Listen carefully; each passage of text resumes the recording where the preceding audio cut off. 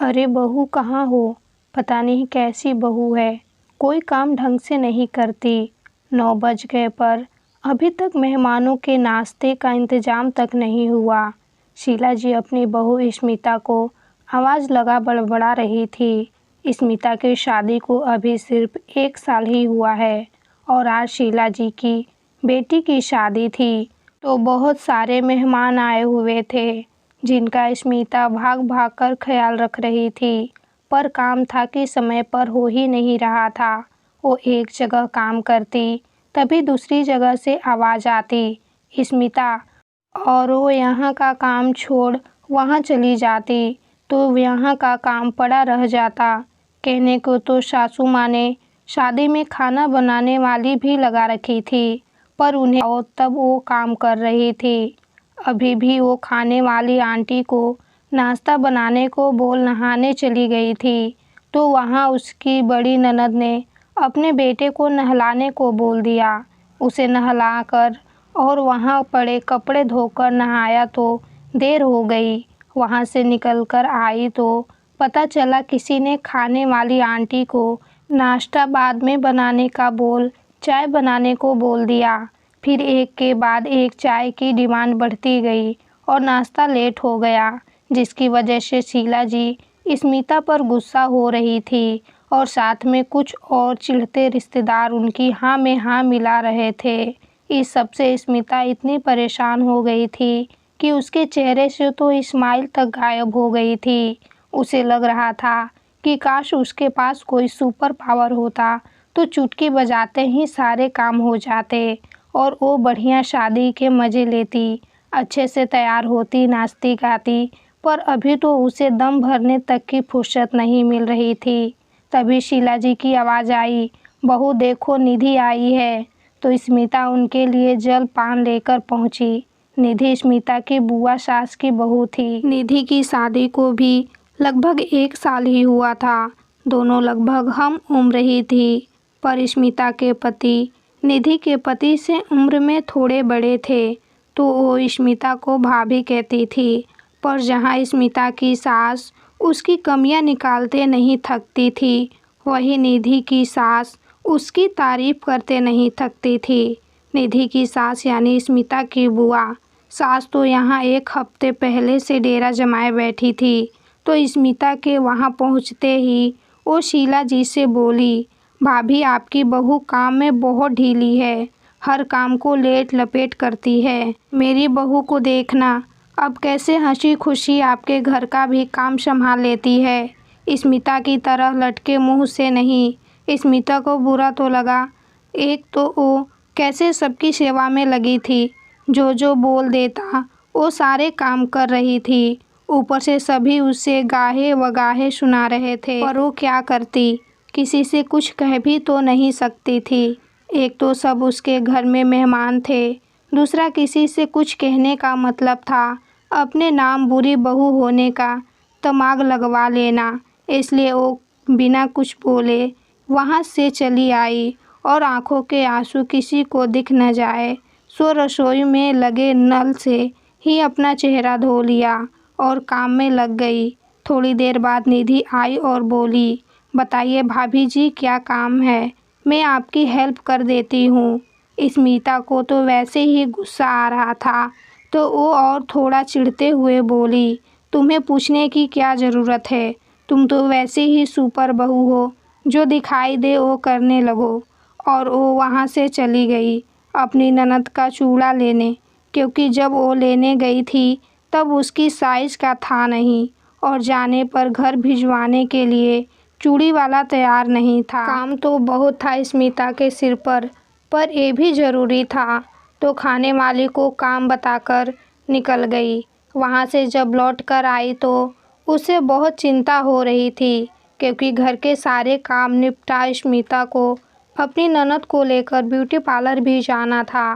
पर जब लौट कर आई तो घर का सारा काम हो चुका था।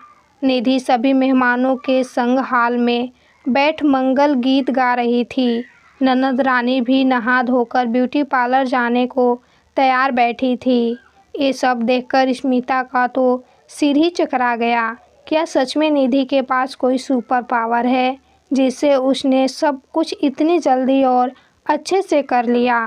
तभी स्मिता को आया देखकर निधि उसके लिए पानी लाई और उसे भी कुछ खाने को कहा। स्मिता ने ग्लास वहीं रखा और निधि को हाथ पकड़कर अपने साथ कमरे में ले गई और आश्चर्य से बोली, निधि क्या सच में तुम्हारे पास कोई सुपर पावर है? जो काम मुझसे पूरे दिन में ख़त्म नहीं होते थे वो तुमने इतनी जल्दी कर दिए और आराम से बैठकर गीत संगीत का भी मज़ा ले रही हो। तुमने ये सब कैसे किया? प्लीज़ मुझे भी बताओ। स्मिता को ऐसा बोलते देख निधि मुस्कुराते हुए बोली, काम करने का नहीं भाभी, काम करवाने का नाम सुपर पावर है। मतलब? स्मिता ने आश्चर्य से अपनी आंखें सिकोड़ते हुए पूछा। तो निधि अपनी आंखें नचाते हुए बोली, मतलब ये भाभी कि मैंने थोड़ी सी देर में ही देख लिया कि आप सारे काम खुद अकेले ही करने की कोशिश करती हैं। अगर कोई मेहमान काम करने के लिए आगे बढ़ता भी है तो आप उसे रोक देती हैं, ये बोलकर कि अभी मैं कर लूँगी, आप मेहमान हैं, आप बैठो जाकर। हाँ तो यहाँ सब हमारे मेहमान ही तो हैं, अगर उनसे काम करवाया तो वो क्या सोचेंगे हमारे बारे में? स्मिता निधि की बात बीच में काट विस्मय से बोली। तो निधि ने फिर एक बार रहस्यमयी मुस्कान लेकर स्मिता से पूछा, आप उनसे काम नहीं करवाती तब तो आपसे कोई कुछ कहता ही नहीं होगा? अरे क्यों नहीं, कहते सभी कुछ न कुछ कहते ही रहते हैं। स्मिता थोड़ा दुखी होकर बोली। तो निधि उसके कंधे पर हाथ रखते हुए बोली, जब उन लोगों को कुछ न कुछ कहना ही है तो फिर मैं और आप क्यों सोचे कि कौन क्या कहेगा हमारे बारे में? बस यही मेरा सुपर पावर है भाभी, मैं अकेले नहीं सबसे काम करवा लेती हूँ। जैसे अभी जब आप गई तो खाने वाली आंटी अकेले खाना बना रही थी तो दादी, चाची, ताई वगैरह बाहर बैठकर बातें कर रही थी, उन्हें सब्जी काटने को दे दी। उन लोगों ने भी मज़े लेकर और जल्दी सब्जी काटी जिसे मैंने जल्दी से छौंक दिया। तब तक आंटी ने रोटियां सेक ली। घर की लड़कियों से मैंने सभी को खाना परोसवा दिया। छोटे बच्चों को दूध वगैरह लेने जब भी उनकी मम्मियां आई मैंने उन्हें दूध का पतीला दिखा दिया, जब जितना चाहे खुद गर्म करके ले जाइए। थोड़े बड़े बच्चों से छत से कपड़े उतरवा उनकी तेह लगवा दी और जिनके थे उन तक पहुंचवा दिए। जब भी किसी ने किसी काम के लिए आवाज़ दी तो हर काम खुद करने की जगह जो उसे कर सकता है उससे करवा लिया। ऐसा करने से सारा काम भी निपट गया और सभी के साथ मुझे भी समय बिताने का मौका मिल गया। और तभी सभी को काम में हाथ बटाने की वजह से बहुत अपनापन भी लगा और इस वजह से सभी ने तारीफ़ की। ओ अलग, कहो कैसा लगा मेरा सुपर पावर? जब निधि ने स्मिता से पूछा तो स्मिता खुश होकर बोली, ये तो बहुत बढ़िया पावर है। अब से मैं भी इस सुपर पावर का प्रयोग करके इस शादी के माहौल से अपने लिए खुशियों के कुछ पल चुराऊंगी। तभी शीला जी की आवाज़ आई, स्मिता देखो ज़रा बारातियों को देने वाले गिफ्ट और माला तैयार हो गई कि नहीं? और छुटकी का बैग भी देख लो, कहीं कुछ रह न जाए। तो बैग देखने का काम अपनी बड़ी ननद को बता दी। शादी में आई मौसी सास की बेटी को लेकर स्मिता चल दी गिफ्ट और माला देखने, ताकि कहीं कुछ कमी हुई तो वो उसकी मदद से जल्दी काम पूरा कर सके और थोड़ा समय बचा ब्यूटी पार्लर में खुद भी अच्छे से तैयार हो सके। आखिर बहू थी वो घर की, शादी की फ़ोटो में उसे भी तो अच्छा दिखना था। ज़रूरत पड़ने पर आप भी इस सुपर पावर का इस्तेमाल करें और अपने समय को बचाएं।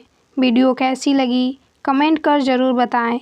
यदि अच्छी लगी तो लाइक, शेयर और यदि चैनल पर नए हैं तो चैनल को सब्सक्राइब करें।